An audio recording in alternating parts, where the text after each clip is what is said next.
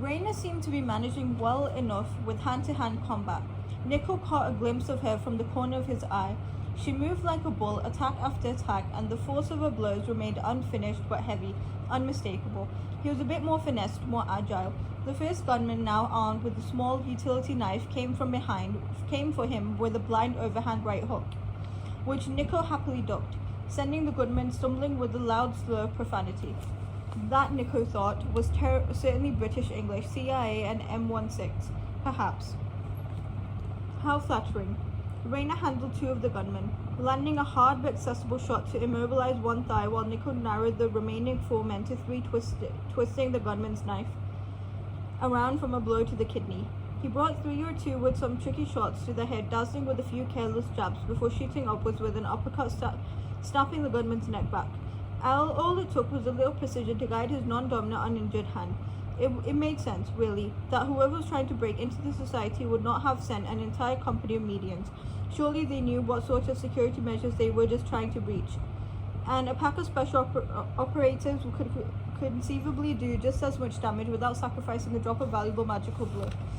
Yes, they would have to be accompanied by a median to break the security wards, but nobody Nico was facing now was dangerous unless he allowed them to be. Perhaps unsurprisingly, he wasn't particularly in the mood to be killed.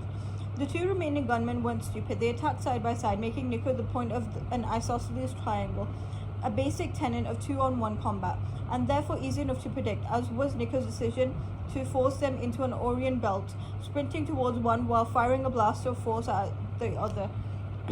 For Nico, magic was merely an augmentation of his natural aptitude. He was sure-footed, well-balanced, compact, and quick, without any help from his powers, which would need to be preserved as much as possible. He could waste it ending this fight sooner and requiring more time to recover, but he knew better than to do something short-sighted. These men may not have been magical, but someone here was. They would surely prove it soon enough. Nico intended to be ready when they did. He used only enough to give his blows the equivalency of electrocution, sending one gunman, now fully disarmed, with the help of a summoning charm, and the burying of the gunman's own knife into the muscle of his quadricep. Stumbling backwards, temporarily immobilized, while the other shot forward, missing Nico by an inch. Nico, regaining control of the gunman's knife, slipped just in time to avoid a shot aimed for his wounded shoulder, which he supposed was a bit of a giveaway as the pressure point, seeing as it was currently covered in blood.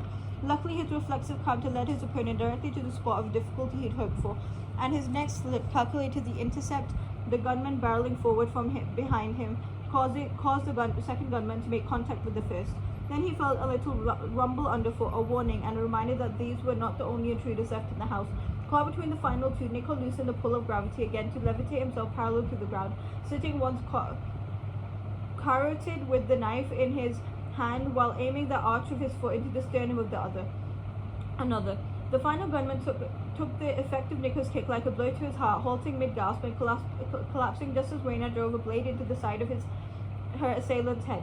Nico was about to turn and whoop to congratulate her with a hand on her shoulder for having done slightly more than read a book, when he felt the unsettling sound enter his head again. This time the dial had been turned so high he rose off the ground, floating in full-bodied paralysis.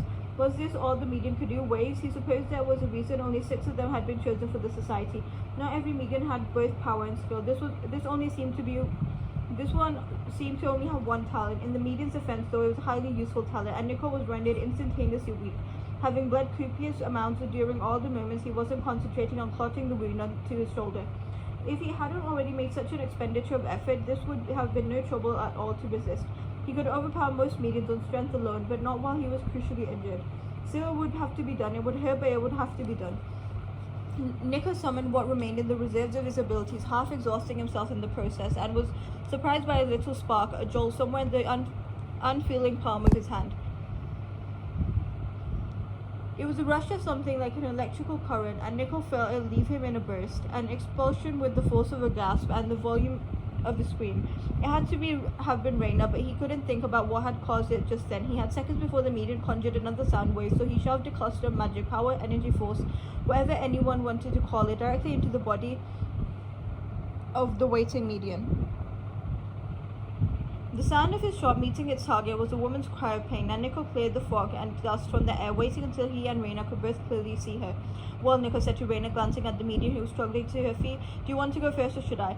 He wasn't particularly surprised when Raina smiled grimly, taking a step forward. I'm sure there's room for both of us, she said, placing a hand on his shoulder as Nico gladly summoned what sparked from his veins.